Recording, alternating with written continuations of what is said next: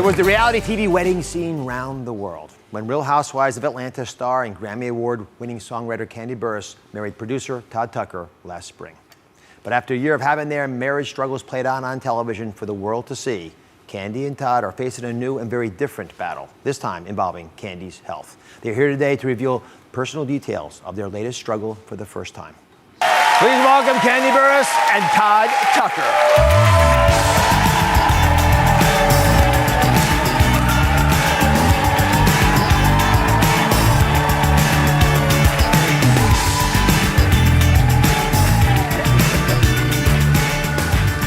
This is the longest walk in television. I know, right? Thank you very much. It's good to be escorted. Come on over, have a seat. You know, I saw in that little package that it wasn't all easy for the first year. Oh, no. The first tough. year was a Tough. great adjustment period. Do you ever regret having that all play out on television? Well, sometimes, I feel like, watching back, especially this last season, that we could have kept some things to ourselves. Yeah, we were a little too open at times. I think it was good we let it play out. I think I meet people in the street and they say they learned so much and I helped them get through things, or how Kandi dealt with certain things. It just helped them get by. So I feel like it's a positive. Todd, how do you think Kandi's changed the most over the first year of your marriage? She's a little more sensitive. Am I? Yeah. I think you were like real tough and rough, and I think it kind of calmed and relaxed her and made her a little softer. Oh, I like that. Very romantic. Okay. Yeah. And how do you think Todd's changed the most? I feel like he's pretty much the same, I think, I don't know, for a second he was having like a little attitude and we were having some issues bumping heads a little bit right after the marriage, because we went from being together every day to a long distance relationship because his job took him to California for some months. Yeah. And, so we were kind of bumping heads in that period of time, but after that we were good. Speaking of bumping heads, your mom, Yeah. who I get to watch a fair amount, she can be tough on Todd. With this pregnancy issue coming up, does that change at all? What does she say? Well, she's gotten a lot better. She has? Yeah, she definitely has gotten a lot. Does Todd think that? Wait a minute. He's making faces. No, she has. We're definitely working on it, and I think if the baby thing happens, it'll kind of bring everybody together. For sure. Babies do amazing things. They do a lot of wonderful things, but to make them, you got to be together. True. You're traveling Good all point. the time. I mean, that has to affect the opportunities. Well, yes, but we came up with our own thing. Basically, we will not go more than 2 weeks without being together. It's mandatory. One of us has to figure out how to get to the other within the 2 weeks. So I've got some quotes here from the show. This is you, Kandi. I laugh to keep from crying. Okay.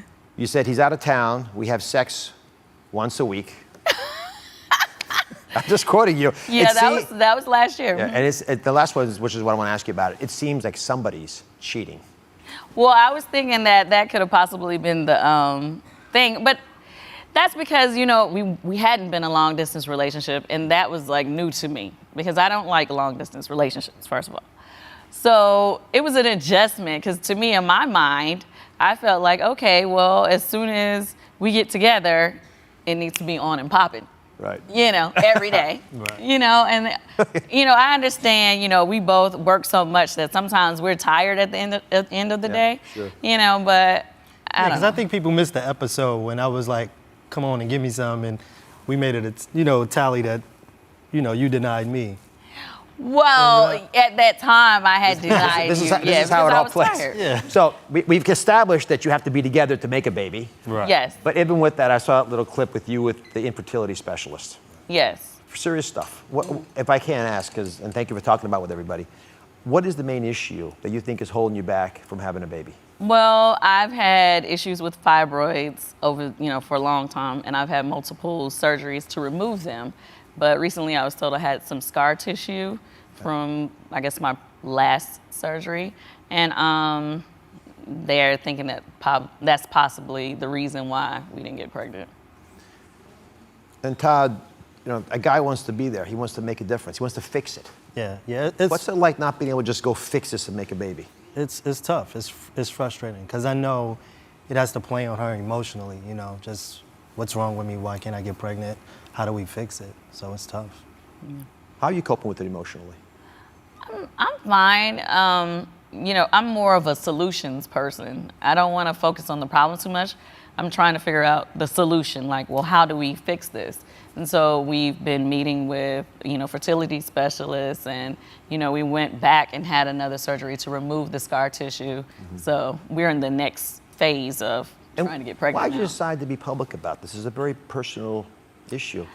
That is true, but Todd and I am definitely an open book. It's pretty much what you see is what you get with me, and I don't have a lot of secrets, mainly because I feel like I never want to have things that people can throw in my face or bring up and feel like they blasted me. So I feel like if I just say whatever and I'm comfortable with it, there's nothing you can say to me that, will bring me down. Todd, did you think of doing this privately? It's so crazy. Before joining the show, I was like, I would never. But it's like, it's a part of my life now. So it's kind of like, and I think when people watch us, they know it's our real story.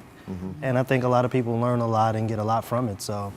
Well, 1 in 5 women have fibroids in their childbearing years. What Yes. you're sharing with them is a big opportunity for a lot of folks. Dr. Jessica Shepard's joining us. She's an OBGYN that I trust. I've known for a while. She's here today with advice for anybody out there struggling with infertility issues. She's sitting right over there. When we come back, we'll be talking to her and you. Stay with us. We're back with Real Housewives of Atlanta stars Kandi Burruss and her husband, Todd Tucker, speaking out for the first time about their infertility issues. OBGYN Dr. Jessica Shepard is also here with advice for them and any woman who's been told getting pregnant will be difficult due to fibroids. So, Todd, what would it mean for you if you guys could actually conceive a child? That'd be amazing. That'd be great, Yes. I wish we could have did it ourselves naturally, but, True. If I get a boy, I'm good. Wait a minute, why does it only have to be a boy? I love my girl. Any flavor is fine. So, Dr. Shepard, you see a lot of families with fertility struggles. And give us some advice. What should Kandi and Todd be thinking about? I think the perfect part about this is that you guys are united, you guys have a plan, and you're ready to go through with it. I think the advice is that you guys really need that emotional connection because, one, the good thing about this is that you both have children on your own. So that is the good part. It's a blended family. That means you've done this before. Yes. Yes. So you've done this before, and that means that it can be done again. So before you guys were talking about some of the things that you've gone through surgically with your OBGYN and some of the fibroid issues, and just, to make sure that you and every other woman in America knows that fibroids are actually very common. So 50% of women up by the age of 50 will have fibroids, and African American women, so we will have more fibroids than other women. 70% of them have fibroids. So this is something that is not uncommon. So you're not going through something on your own. This is not abnormal. But I think with the history that we've discussed before, you've had fibroids removed several times, isn't that correct? Yeah. So. The first time I ever knew that I had fibroids was when I was pregnant with my daughter. But after I had her, it shrunk back down, and so they said it would be fine. But later on, I started having a lot of issues to where I was bleeding heavily, and it was just, to the extreme. And so the first surgery I had, it was an outpatient thing where they just went in through. You explain. Yes, so that is there's several ways to remove fibroids, and you can either remove them from below or from the abdomen. And so the first one that you had was from below. Yes. And they did a little outpatient surgery where they did that. Right, but then I had more problems because I guess they didn't get all of the fibroid, and I started to bleed nonstop for like 2 months straight. And didn't you have And some I episodes? passed out on a plane, Yeah. and I was by myself. I was alone, so I was really afraid, and so I went to a different doctor, and I had to have the myomectomy, Right. and my blood was so low I had to get a blood transfusion. Oh, no. And so that was like extremely scary, and from there, she told me that I needed to try to have children within 5 years or they could come back. But Todd wasn't around yet. Yeah, so. I didn't know Todd Yeah, then. so Todd, you weren't there. Todd's fault. Didn't happen I was yet. Yeah. It's always Todd's I fault. didn't know you then, So, so I wasn't ready. They how did come back. How do women know if the fibroid is actually a problem? Because many women have fibroids. First time around, you had a And fibroid. that is Yeah. such a key question because, again, so many women have fibroids, but like you had this bleeding problem, that's when we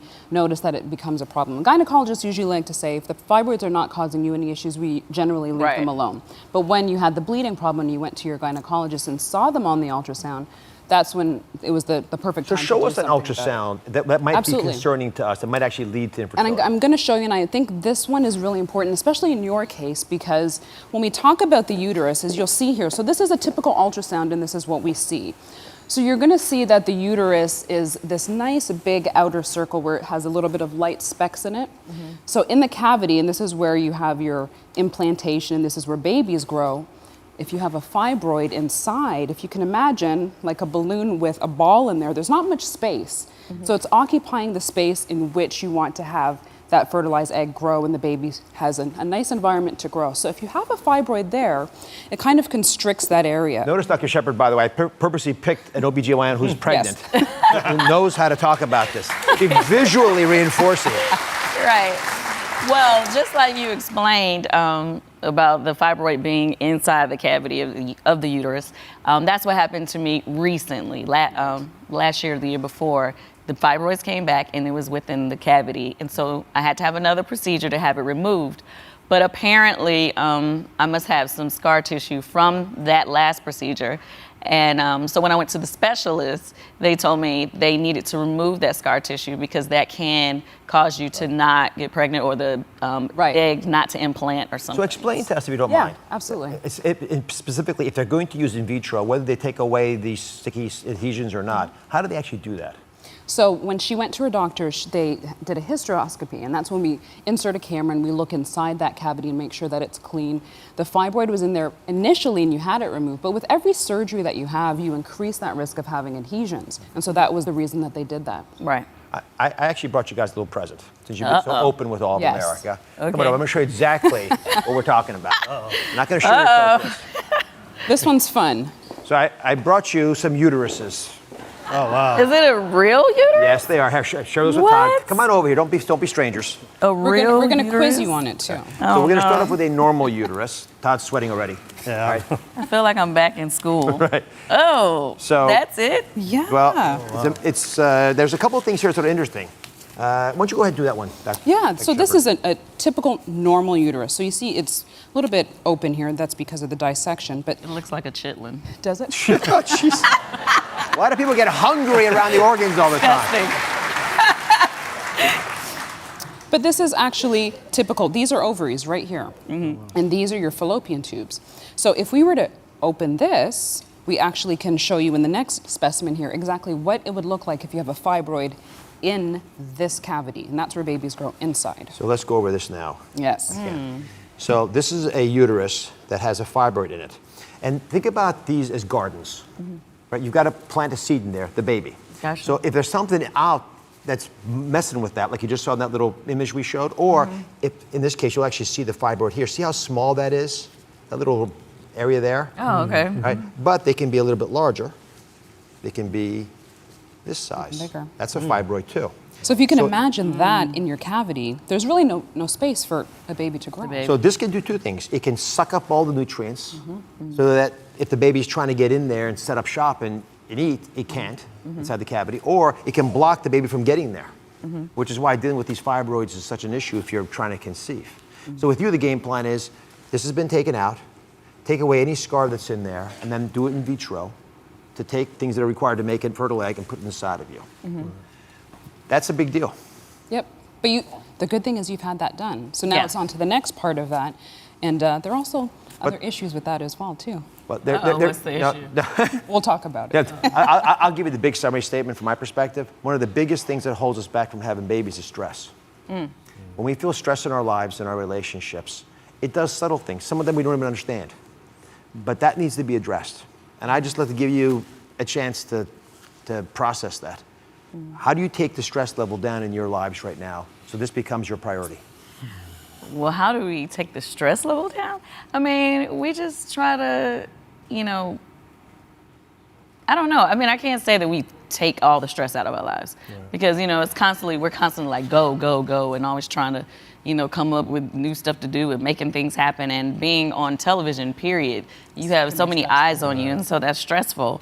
But What about you, Todd? I don't know. I love to work, so I don't know. I just find another activity to keep me busy. And This is a serious question that you guys are going to have to process. I'm not telling you to get rid of the stress in your life. We need stress to live our lives. It's the processing of it that I don't think is in your best interest right now. okay. You're going to figure that out together. You're a couple, you're in this together. But for all this magic to happen, all those subtle little hormone things to happen to the best chance possible, this has to happen too. Well, this is happening. This is happening. God bless them. This is You can happening. watch Kandi and Todd answer our Ask 5 questions exclusively at DrOz.com. Thank you for watching. Don't forget to subscribe and turn on notifications so you never miss out on new videos to live the good life.